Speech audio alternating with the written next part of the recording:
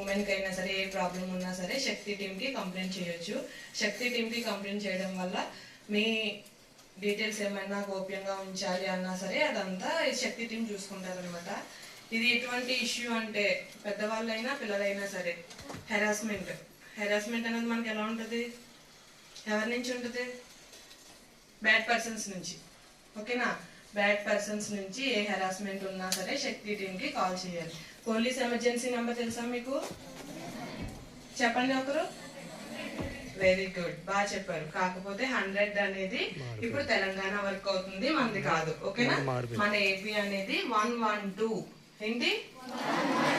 Police emergency number dial 112.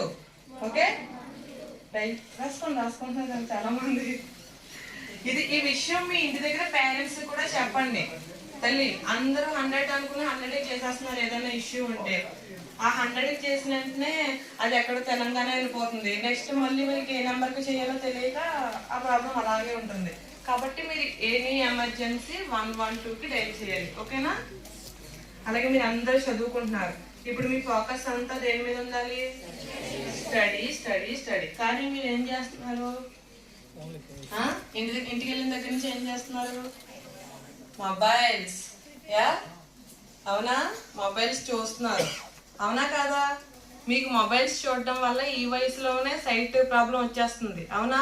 అది మీకు ఎవరికి తెలియదు, ఎందుకు వస్తుంది అన్నది ఎవరికి తెలియదు. ఎందుకంటే మొబైల్స్ చూడడం వల్ల, లేట్ నైట్ వరకు టీవీలు చూడడం వల్ల చిన్న వయసులోనే సైట్ అనేది వస్తుంది. కాకపోతే మీరు ఆ మొబైల్స్ అనేది చాలా దూరంగా పెట్టాలి.